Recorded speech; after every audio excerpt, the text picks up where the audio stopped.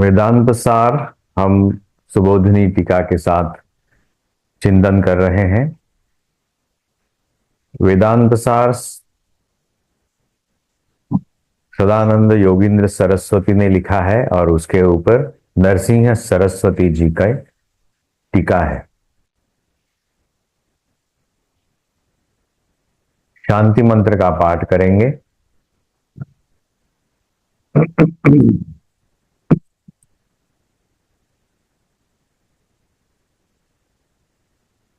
ओम सहनावतु सहनौ भुनक्तु सह वीर्यंकरवावहै तेजस्विनावधीतमस्तु मा विद्विषावहै। ओम शांति शांति शांति। ओम भद्रं कर्णेभिः शृणुयाम देवाः भद्रं पश्येमाक्षभिर्यजत्राः स्थिरैरङ्गैः स्तुष्ट्वागुंसस्तनूभिः व्यशेम देवहितं यदायुः। स्वस्ति न इन्द्रो वृद्धश्रवाः स्वस्ति नः पूषा विश्ववेदाः स्वस्ति नस्तार्क्ष्यो अरिष्टनेमि स्वस्ति नो बृहस्पतिर्दधातु। ओम शांति शांति शांति। ओम सदाशिवसमारम्भां शङ्कराचार्यमध्यमाम् अस्मदाचार्यपर्यन्तां वन्दे गुरुपरम्पराम्। श्रुतिस्मृतिपुराणानाम् आलयं करुणालयं नमामि भगवत्पादं शङ्करं श्लोकशङ्करम्। शङ्करं शङ्कराचार्यं केशवं बादरायणं सूत्रभाष्यकृतौ वन्दे भगवन्तौ पुनः पुनः।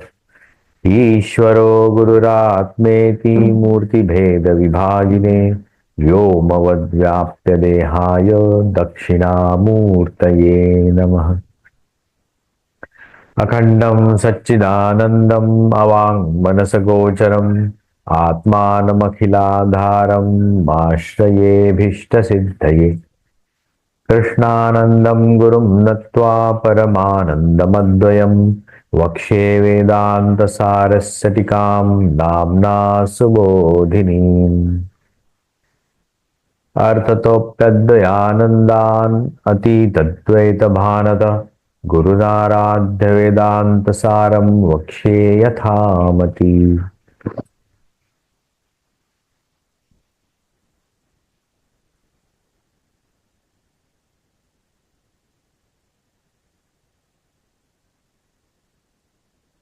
रिवीजन सेशन में हमने श्लोक नंबर 5 तक हमने देखा। यहां हमारा जो विद्यार्थी है जो कुछ जानना चाहता है वो गुरु के पास पहुंच जाता है और गुरु उसे एक विशिष्ट पद्धति से उपदेश देते हैं। उस उपदेश का नाम है अध्यारोप अपवाद। अध्यारोप किया जाता है किसी वस्तु पर और उसका फिर अपवाद किया जाता है, उसको भी नष्ट किया जाता है। तो ये प्रोसेस अब श्लोक नंबर 6 से चालू हो रहा है। तो उसका उच्चारण करेंगे। असर्प भूतायाम रज्जौ सर्प आरोपवद वस्तुनि अवस्तुनि वस्तु आरोप अध्यारोपः। वस्तु सच्चिदानंद अनंत अद्वयम ब्रह्म अज्ञानादि सकल जड़ समूह अवस्तु अज्ञानम तु सद असद्भ्याम अनिर्वचनीयम त्रिगुणात्मकम ज्ञान विरोधी भाव रूपम यत्किंच इति वदति अहम अज्ञ इत्यादि अनुभवात् देवात्म शक्तिम सगुणैः निगूढ़ाम इत्यादि श्रुतेश्च। तो अध्यारोप अपवाद क्या है ये हमारे ऋषि हमें बताते हैं। असर्प भूतायाम रज्जौ सर्प आरोपवद। एक एग्जाम्पल लिया जा रहा है एक डोरी का, रज्जू, उसके ऊपर हम सर्प का आरोप, मतलब सर्प को देख रहे हैं, प्रत्यक्ष है, हमारे अनुभव में आ रहा है सर्प। तो वस्तुनि अवस्तु आरोप हो रहा है। वस्तुनि, वस्तु क्या है यहां पे इस एग्जाम्पल में? रज्जू है। अवस्तु क्या है यहां पे? सर्प। जो नहीं है वो सर्प इस हमारे सामने जो रज्जू पड़ी है उसके ऊपर हम देख रहे हैं, हमें अनुभव में आ रहा है। इसे कहते हैं आ अध्यारोप। अधि आरोप। अधि क्यों है? मतलब क्योंकि उसका अनुभव हो रहा है। ये झूठा अनुभव नहीं है। हम उस अनुभव के आधार पर हमें डर भी लगता है, हम चिल्लाने लगते हैं, हम हाथ में काठी लेकर के खड़े रहते हैं, लोगों को भी सावधान करते हैं, क्योंकि वो हमारा अनुभव है। असर्प भूतायाम रज्जौ, रज्जु के ऊपर, असर्प भूतायाम सर्प आरोपवत, जो नहीं है सर्प, उस सर्प का, सर्प को हम उस रज्जु में देख रहे हैं। तो ये जो अनुभव है उसको ही उन्होंने एक्सप्लेन किया है। हमारे जो इस जगत को जब हम देखते हैं उसके साथ जो इंटरेक्शन होता है उस इसी एग्जाम्पल के तहत होता है। इसमें वस्तु क्या है? सच्चिदानंद, जो कैसा है? अनंत अद्वयम ब्रह्म है। ये अनंत अद्वय ब्रह्म जो सच्चित आनंद है, हमने सच्चित आनंद का डेफिनेशन देखा। सत मतलब त्रिकाला बाधित, चित मतलब चैतन्य स्वरूप, एनर्जी, आनंद मतलब उसमें कहीं किसी भी प्रकार का क्षय नहीं है, नाश नहीं है, और सुख की ही अनुभूति वहां पे होती है, क्योंकि वो अस्थि भांति प्रिय है। सच्चिद आनंद, वो अनंत है, अद्वय है, अनंत है,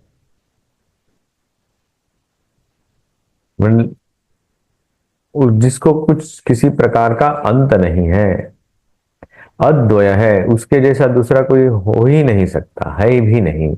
वो है ब्रह्म, बृहद, सबसे बड़ा, इसलिए वो अद्वय है। दो बड़े एक साथ नहीं रह सकते, कॉन्फ्लुएंस नहीं होगा किसी प्रकार का, वो है वस्तु। लेकिन वेदांत की जो वस्तु है ये यही है, ब्रह्म। हम जिस वस्तु को वस्तु मानते हैं, जागतिक पदार्थ, वो वस्तु नहीं है, उसका नाम वस्तु है, लेकिन असल में जो वस्तु है वो सच्चिदानंद अद्वय ब्रह्म ही है।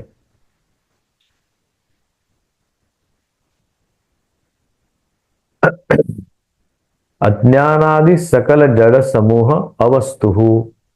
अवस्तु क्या है फिर? एक वस्तु है तो अवस्तु भी होनी चाहिए। अज्ञान आदि सकल जड़ समूह, जड़ मतलब जो अनुभव में आता है, इसमें तमसिक ज्यादा है। अज्ञान आदि, अज्ञान किसे कहा है? समष्टि अज्ञान, हम नहीं जानते। इतना ही आप जानने से यही है कि अज्ञान मतलब हम नहीं जानते। अज्ञान आप बता नहीं सकते क्या है। सकल जड़ समूह अवस्तु, इस अवस्तु का अनुभव इस वस्तु के ऊपर होता है। अज्ञान क्या है? अज्ञानम तो सद असद्भ्याम अनिर्वचनीयम। ये सद है या असद है ऐसा बोलना संभव नहीं है, इसलिए उसको कहा है अनिर्वचनीयम। किसी भी वचनों से, मतलब शब्दों से, इंगितों से, किसी भी इंद्रिय ग्राह्य ये नहीं है। किसी भी इंद्रिय एक्सप्रेसिव जो इंद्रियां हैं हमारी, उससे ये अज्ञान को जानना या अज्ञान को प्रकट करना संभव नहीं है। ये त्रिगुणात्मक है। सत्व रजत और तम, सत्व रज तमात्मक है, त्रिगुणात्मकम। ज्ञान विरोधी। अज्ञान ज्ञान क्या विरोधी है? उसको, उसका जो एग्जिस्टेंस है ज्ञान के आधार पर ही है। ज्ञान है इसीलिए अज्ञान का अनुभव होता है। ज्ञान विरोधी, भाव रूपम, एग्जिस्टेंशियल एक्सपीरियंशियल है वो। भाव रूपम हमारे अनुभव में आता है, इसलिए भाव रूपम है।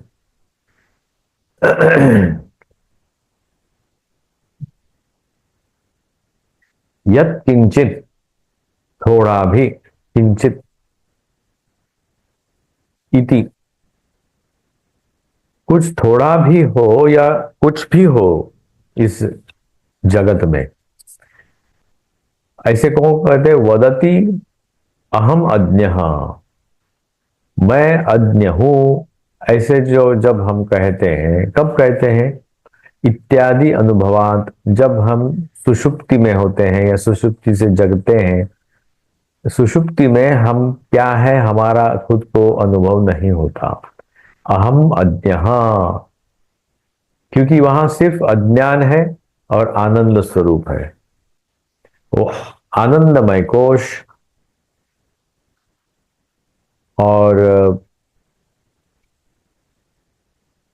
वहीं ये अनुभव होता है कि हमें कुछ पता नहीं है, हमारे मैं हूं या नहीं हूं ये बोल नहीं सकते, फिर भी हमारा एग्जिस्टेंस वहां रहता है। वो क्यों रहता है और कैसे रहता है? तो देवात्म शक्तिम स्वगुण ही निगूढ़ाम इत्यादि श्रुतेश्च। ये देवात्म शक्ति, देवों की आत्मशक्ति है, और वो निगूढ़ाम, ढक गई है।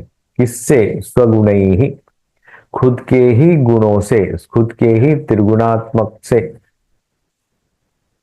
ढक गई है, इसलिए वो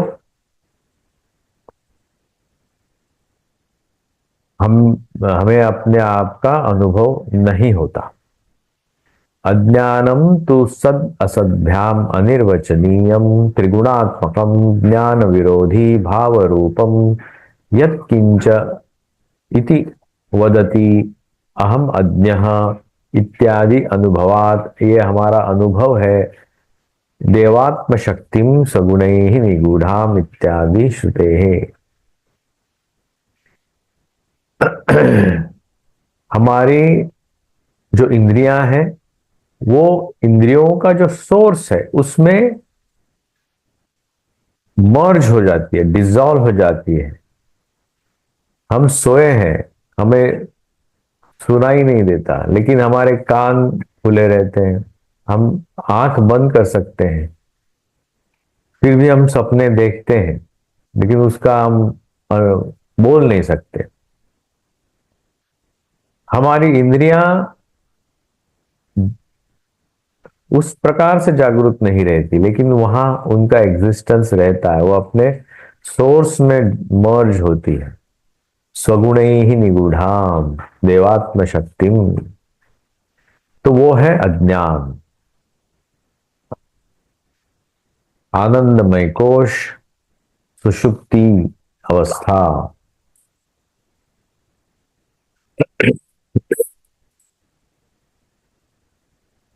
तो ये हुआ वस्तु और अवस्तु का भेद, और हमने उसको जाना। ये दो डेफिनेशंस आज हमने देखे इस श्लोक के माध्यम से हम ये जो किताब है वो डेफिनेशंस को एक्सप्रेस करने का ही किताब है, एक काइंड ऑफ ए डिक्शनरी।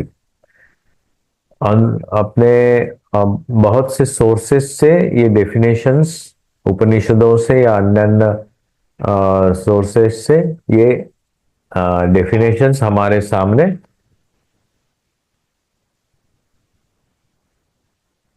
हमें मिलती हैं,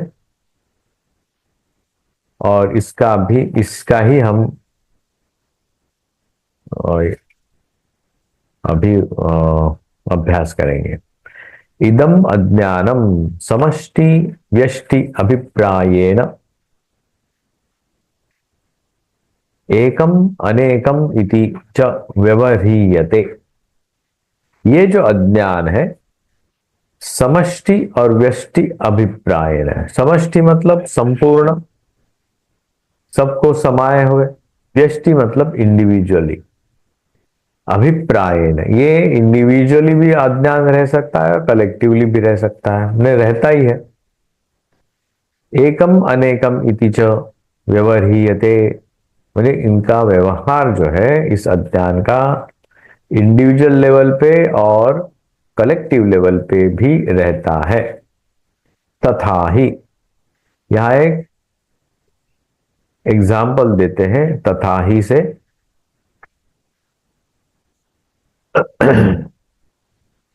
उदाहरण क्या है?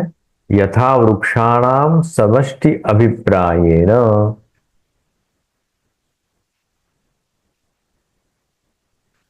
वनम इति एकत्व व्यपदेशो यथा वा जलानाम समष्टि अभिप्रायेण जलाशय इति। तो यहां पे जलाशय और वन, इसका उदाहरण दिया हुआ है।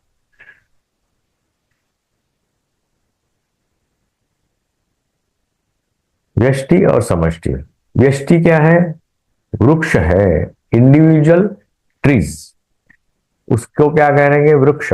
एक सिंगल ट्री है वो समझ, तो उसका समष्टि मतलब कलेक्शन क्या होता है? वनम, forest. Individual tree and collection of individual tree is considered as one, मतलब फॉरेस्ट। इति एकत्व व्यपदेशो यथा वा जलानाम समष्टि अभिप्रायेण जलाशय इति। वैसे ही पानी के जो कंटेनर्स है, जैसे वैसे समझो तड़ाग, कूप जो होते हैं उनको एक साथ मिलाने से जलाशय होता है। तथा नानात्वेन प्रतिभासमानानाम जीवगत अज्ञानानाम अभिप्रायेण, वैसे इंडिविजुअल सेल्फ है हम, मनुष्य इंडिविजुअली है, प्राणी है। जीवगत अज्ञानानाम, जीवगत अज्ञान, इंडिविजुअल जो होते हैं उनको कहते हैं जीव। उनकी जो समष्टि अज्ञान है, कलेक्टिव इग्नोरेंस है। एकत्व व्यपदेशो अजाम एकाम इत्यादि श्रुते, वो कहा गया है अजाम एकाम, इस श्रुति में उसका सपोर्ट करते हैं कि इस श्रुति में भी वैसे कहा गया है। इयम समष्टि उत्कृष्ट उपाधितया विशुद्ध सत्व प्रधाना। ये वो कैसे है? समष्टि उत्कृष्ट उपाधितया, समष्टि है, कलेक्टिव है, तो उसमें ज्यादा शक्ति है। उपाधि क्या है? उत्कृष्ट उपाधि है। उत्कृष्ट उपाधि क्यों हो? क्योंकि विशुद्ध सत्व प्रधान, सत्व मैंने बुद्धि, वहां विशुद्ध सत्व है, प्रधानता विशुद्ध बुद्धि में है, इसलिए वो उत्कृष्ट उपाधि है। समष्टि अज्ञान में एतद उपहितम चैतन्यम, ये उपहित चैतन्य है, फिर भी और ढका हुआ एनर्जी बॉल है ये। उपहितम चैतन्य, उपहित, ढका हुआ मतलब लिमिटेड, फिर भी विशुद्ध सत्व प्रधान होने के बाद भी ये लिमिटेड है। सर्वज्ञत्व, सर्वेश्वरत्व, सर्वनियंत्रित्वादि गुणकम, इसमें कौन से गुण आते हैं फिर? इस सब समष्टि जो विशुद्ध सत्व प्रधान उपहित चैतन्य जो है, उसमें कौन से गुण आते? सर्वज्ञत्व आता है। तो ये अज्ञान कहां से हुआ? सर्वेश्वरत्व भी आता है, सर्वनियंत्रित्व आता है, तीन गुण आते हैं। ज्ञान शक्ति, क्रिया शक्ति और नियंत्रित्व शक्ति। सर्वज्ञत्व, सर्वेश्वरत्व, सर्वनियंत्रित्व, ये तीन गुण आते हैं। अव्यक्तम अंतर्यामी, वो अव्यक्त है, अभी तक मैनिफेस्टेड नहीं है, और ये अंतर्यामी है। सर्वज्ञत्व, सर्व नियंत्रित्व गुणकम अव्यक्तम अंतर्यामी जगत कारणमीश्वरम इति च।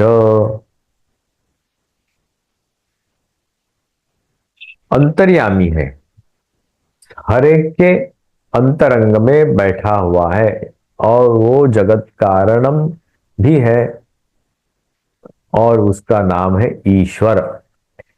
तो यहां हम इंडिविजुअल जो अज्ञान है वो जीव हुआ, और कलेक्टिव अज्ञान हुआ ईश्वर।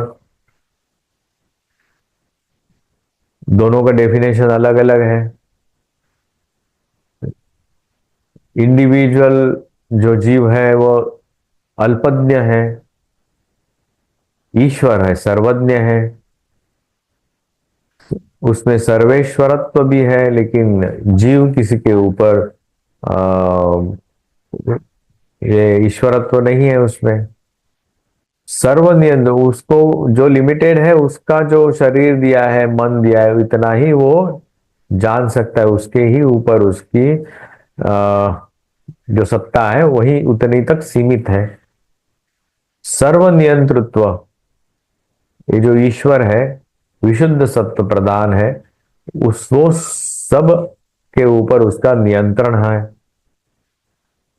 मगर जीव का किसी के ऊपर नियंत्रण नहीं है।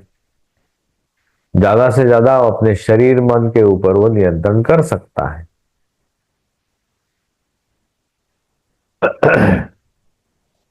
उसके लिए भी उसको बहुत खड़तर तपस्याएं करे। जितनी भी तपस्याएं आप मार्केट में देखते हैं, वो ये इंडिविजुअल जो जीवगत जो अज्ञान है उसको ही कंट्रोल करने के लिए जो जितने भी साधनाएं हैं उसमें है। वो आप इसमें नहीं पहुंच सकते, ईश्वर तक नहीं पहुंच सकते। तो ये दो समष्टि और व्यष्टि से ये दो अ, उपहित चैतन्य जो है, जो लिमिटेड चैतन्य जो है, उपहित चैतन्य वो हुआ जीव, और समष्टि उपहित चैतन्य विशुद्ध सत्व प्रदान जो चैतन्य है वो है ईश्वर। अंतर्यामी भी है, क्योंकि वो इंडिविजुअल सेल्फ से ही बना हुआ है, तो उसमें उसको तो वो जानता ही है। जगत कारणम ईश्वरम इति, जो वो जगत का कारण है ऐसे कहा जाता है। जगत का कारण किस तरह से हो हम बाद में देखेंगे, वो क्या बैठ बैठ के बनाता है जगत को या कैसे होता है, वो उसका जो विवरण है हम आगे आएगा तब देखेंगे। जब व्यपदिश्यते सकल अज्ञान,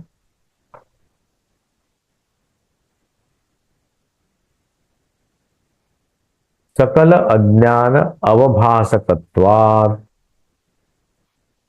वो क्योंकि उस तो जितने भी अज्ञान है उसके सामने उसको वो अवभासकत्व होता है उसमें, मतलब वो उजागर कर सकता है, अज्ञान को उजागर कर सकता है।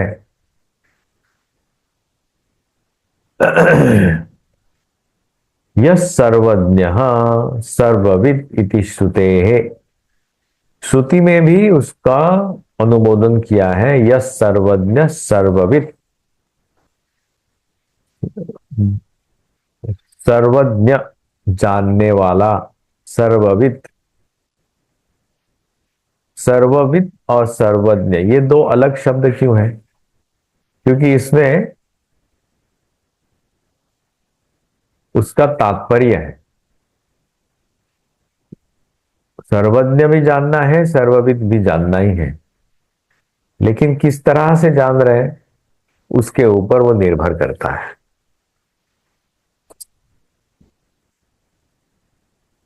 ईश्वरस्य यम समष्टि अखिल कारणत्वात् कारण शरीरम आनंद प्रचुरत्वात् कोशवद आच्छादकत्वाच्च आनंदमय कोशः, ये हुआ आनंदमय कोश। किसका? ईश्वर का।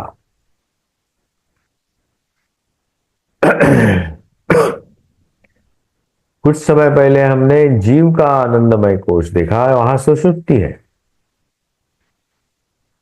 अभी ईश्वर का समष्टि अखिल कारणत्व, समष्टि है मैंने कलेक्टिव इग्नोरेंस है और सबका कारण उसमें है, इसलिए वो कारण शरीर बना। वहां क्या है? आनंद प्रचुरत्वात्, आनंद की मात्रा ज्यादा है, आनंद का प्राचुर्य है। कोशवद आच्छादक, कोश है वो, लिमिटेड एनवलप है, वो आच्छादक है, चैतन्य का आच्छादक है, इसीलिए उसे आनंदमय कोश कहा गया है। ये समष्टि का आनंदमय कोश है। सर्व उपरमत्वा सुषुप्ति ही अतः एव, इसलिए सर्व उपरमत्वात्, सर्व चीजों से वो उपरम होता है, विड्रॉ कर लेता है।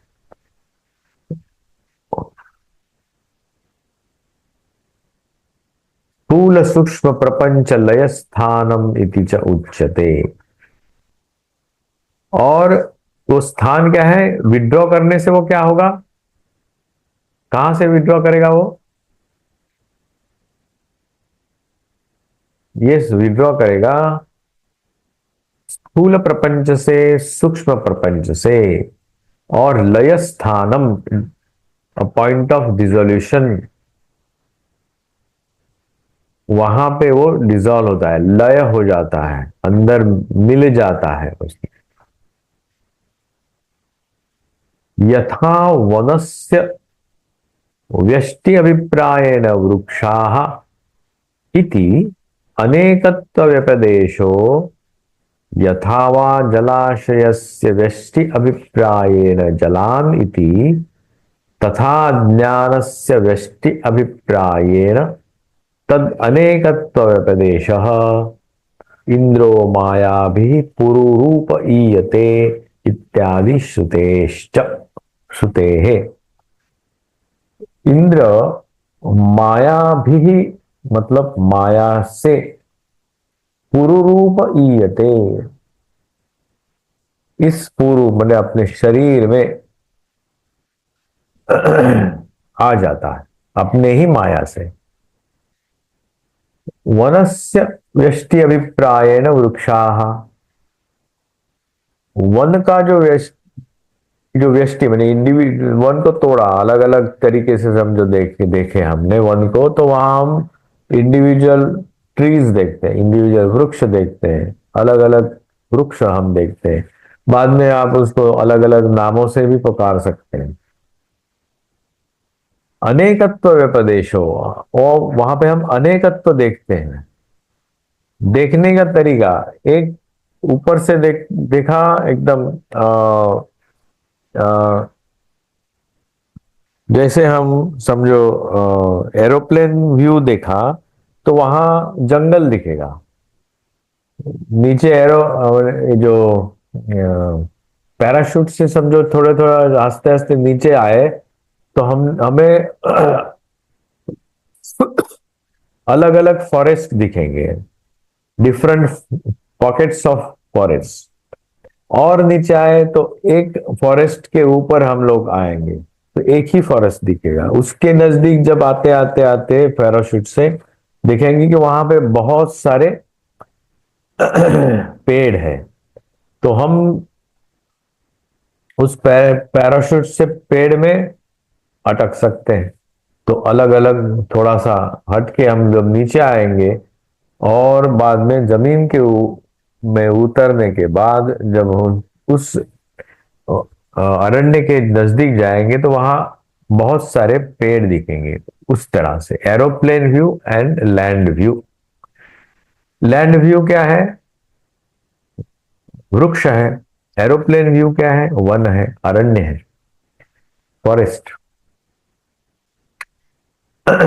उसी तरह से जब हम इंडिविजुअल सेल्फ और कलेक्टिव सेल्फ को जब देखेंगे, जीव और ईश्वर को देखेंगे, तो किस तरह से देखेंगे? अत्र व्यष्टि समस्त व्यापित्वेन व्यष्टि समष्टिता व्यपदेशः। व्यस्त समस्त व्यापित्वेन व्यष्टि समष्टिता व्यपदेशः। व्यष्टि अलग और समष्टि अलग हम देख सकते। समष्टि से मतलब कलेक्टिवली भी देख सकते हैं, इंडिविजुअली भी उसका अनुभव कर सकते हैं। इयम व्यष्टि निकृष्ट उपाधितया मलिन सत्व प्रधाना। और यहां हम देखते हैं कि इंडिविजुअल सेल्फ को समझो हम आइडेंटिफाई करें तो वहां क्या अलग दिखाई देता है? वहां पे मलिन सत्व प्रधान है। और वो उपाधि क्या है? निकृष्ट उपाधि है। कि निकृष्ट क्यों है? क्योंकि उसमें लिमिटेशंस है, बहुत सारे लिमिटेशंस, इसलिए वो निकृष्ट उपाधि है। उसके पहले हमने देखा वो क्या था? वो था विशुद्ध सत्व प्रधान उत्कृष्ट उपाधि। वो क्या है? समष्टि। और व्यष्टि क्या है? निकृष्ट उपाधि मलिन सत्व प्रधान। तो ये हुआ इंडिविजुअल सेल्फ, जीव। और ईश्वर हुआ समष्टि, उत्कृष्ट उपाधि।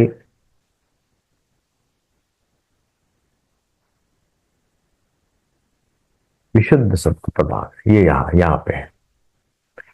ये दूसरा एक डेफिनेशन आज हमने देखा यश जीव और ईश्वर का।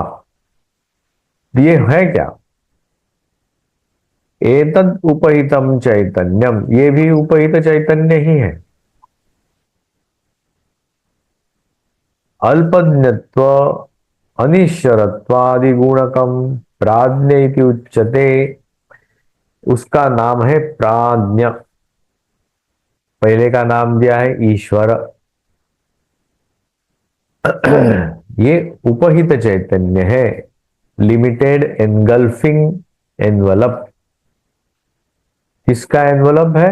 चैतन्य का। इसलिए उपहित चैतन्य उसका नाम दिया है। उसमें क्या है? अल्पज्ञत्व है। पहले वाले में क्या देखा था? सर्वज्ञ, सर्वविद, सर्वनियंत्रित्व, सर्वेश्वरत्व, इत्यादि गुण है उसमें। और यहां इस जीव में क्या है? अल्पज्ञत्वाद, अनिश्वरत्वाद।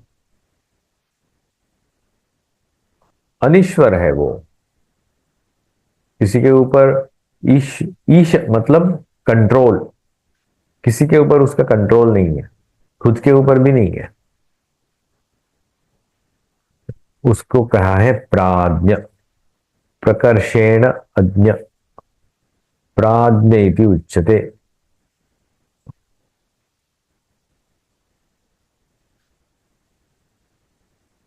ये क्या है? एक अज्ञान अवभासकत्वात्। अज्ञान जो है उसका एक अज्ञान, खुद का ही अज्ञान वो अवभास करता है, और ईश्वर सबका अज्ञान उसमें आ जाता है।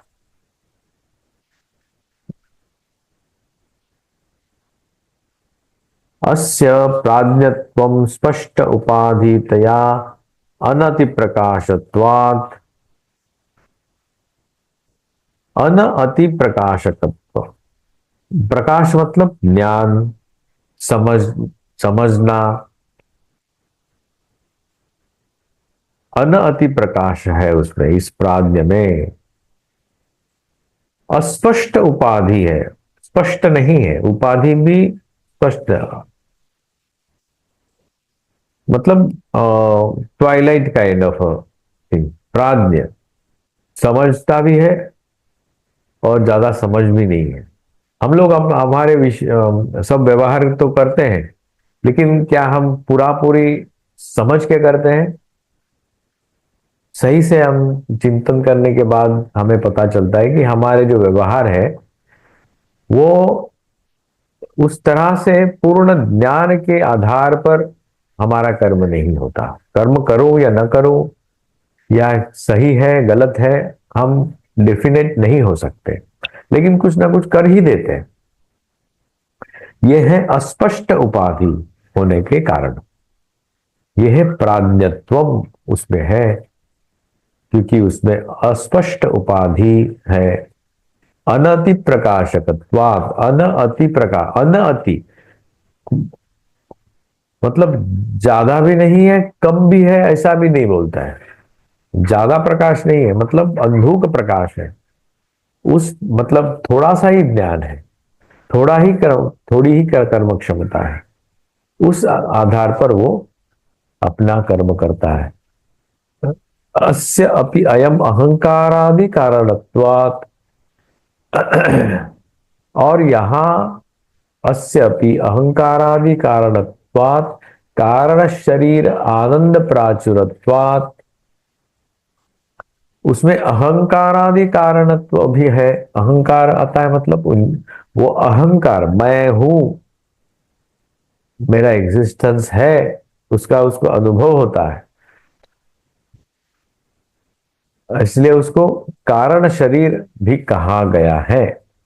वहां क्या होता है? आनंद प्राचुरत्वात् कोशवत आच्छादकत्वात् आनंदमय कोश।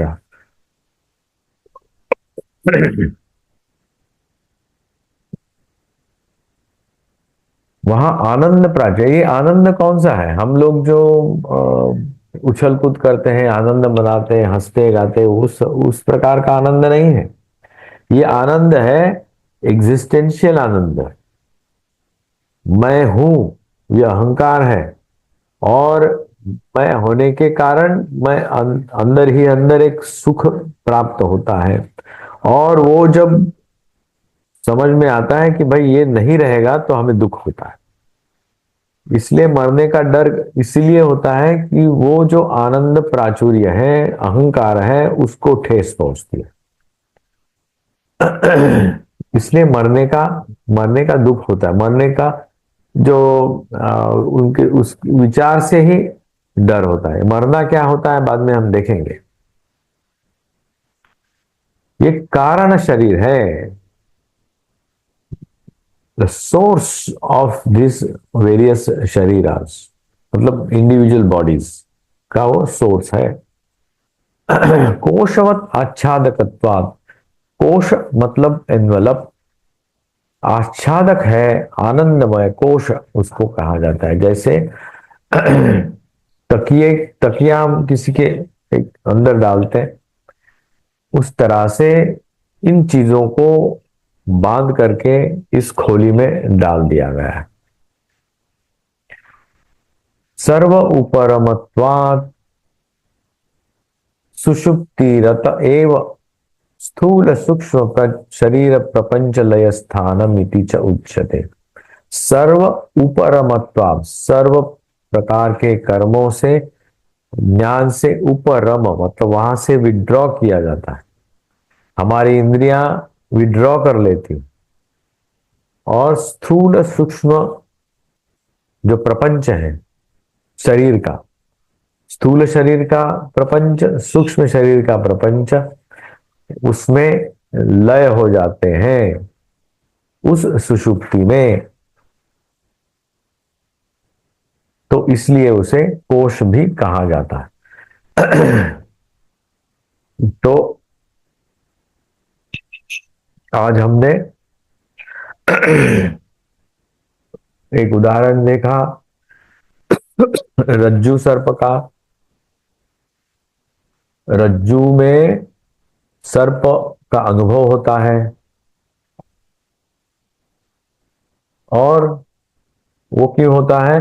क्योंकि वो सही से हमें दिखाई नहीं देता, मतलब अध्यारोप किया जाता है किसी वस्तु के ऊपर, मैंने एग्जिस्टेंशियल जो एक वस्तु, अनुभव की वस्तु है, उसके ऊपर एक अनएग्जिस्टेंशियल, वो इमेजिनेशन भी से नहीं आया, वो हमारा डायरेक्ट अनुभव है। This is not a imagination that you are seeing snake on the rope। उसका एक कंडीशन है, उस सर्टन कंडीशन में ही वो उसका अनुभव आएगा।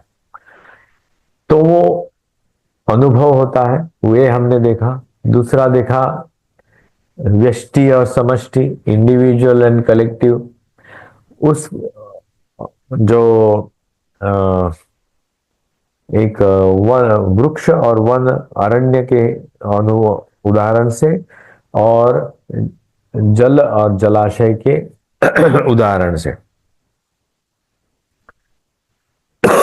ये दो दो अलग अलग उदाहरण है। वो है, एक है उपहित चैतन्य, और जलाशय जो है वाद, और अवच्छेदवाद। ये दो वाद वेदांत के बहुत सारे कॉन्सेप्ट्स हैं। उस कॉन्सेप्ट्स की शुरुआत यहां हम देखते हैं। एक है अवच्छेदवाद, जो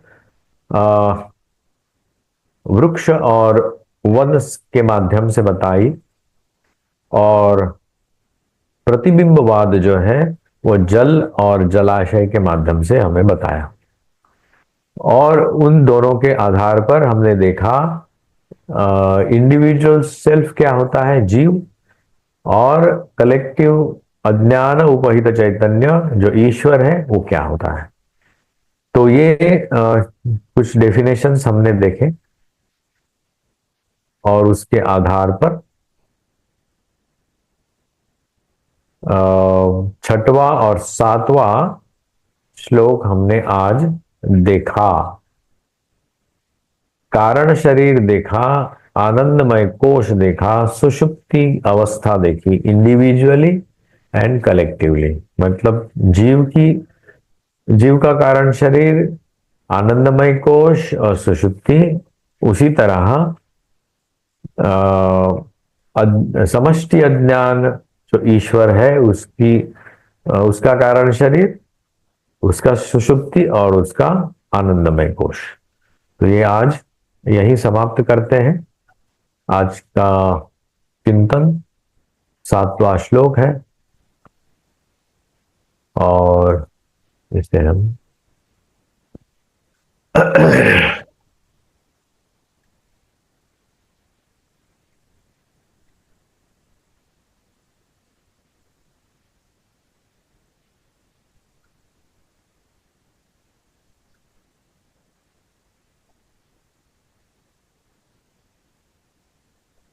शांति मंत्र से हम आज का पाठ समाप्त करते हैं। धन्यवाद। ओम पूर्णमदः पूर्णमिदं पूर्णात् पूर्णमुदच्यते पूर्णस्य पूर्णमादाय पूर्णमेवावशिष्यते। ओम शांति शांति शांति। ॐ भद्रं कर्णेभिः शृणुयाम देवाः भद्रं पश्येमाक्षभिर्यजत्राः स्थिरैरङ्गैस्तुष्टुवांसस्तनूभिः व्यशेम देवहितं यदायुः स्वस्ति न इन्द्रो वृद्धश्रवाः स्वस्ति नः पूषा विश्ववेदाः स्वस्ति नस्तार्क्ष्यो अरिष्टनेमिः स्वस्ति नो बृहस्पतिर्दधातु ओम शांति शांति शांति हरि ओम तत्सत् श्री राम कृष्णार्पणमस्तु।